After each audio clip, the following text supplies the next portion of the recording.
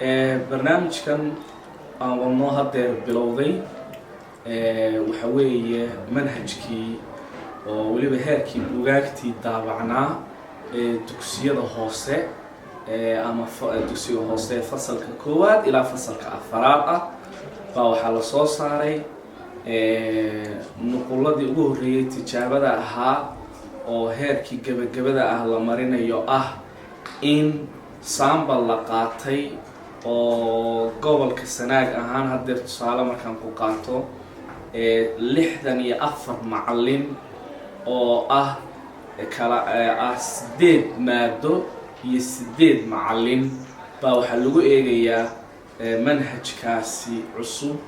oo laba buug wata labada buug oo kala buugii ardayga iyo hagihii baraha iyadoo buugtii oo diyaarsan oo daabacan oo macallinkii aan qarib ku aanay macallinkii buugii lagu soo tababaray oo la tijaabiyay sidoo ardaydu ugu gudbin lahaa in dib loo celiyo dabadeedna buugtii oo diyaarsan marka dibna loogu soo celiyo oo dhammaan iskuulada la gaarsiiyo si uu u baro marxaladii ugu dambeysay ee la fajurkii ugu dambeeyay oo looga soo saaro waxa la leeyahay wixii loo arko inaan ka habboonayn wixii talabixinaya loo arko inay muhiim tahay in loogu soo daro waxaan tababarkan waday 2 maalmood waxa lagu tababarayaa 64 macallin waxa ay maanta qaadanayaan oo buugaagta buuga ardayga iyo buuga hagaha baraha maadooyinka ay kala yihiin 8 maado oo loo diyaariyay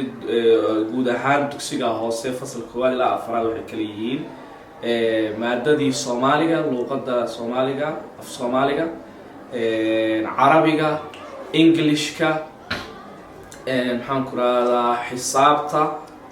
إيو ساينسكا علم بلشو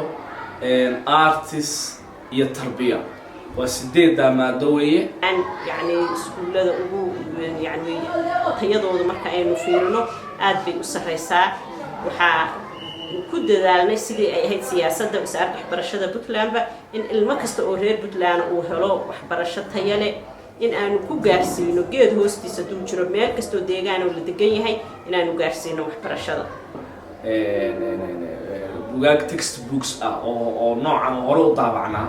أو الاستعمالي ميتشي إنسان شيء سيلبس با ديار سنة سيلبس لكن تكست بوكس كي أما بوجاك تن لبعض النوع أو أرض يبرها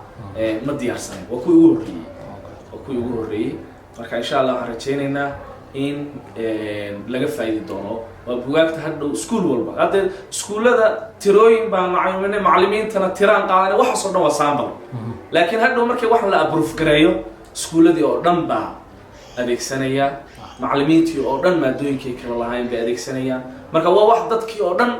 ee magaraysan ka wada faa'iideysan doonaan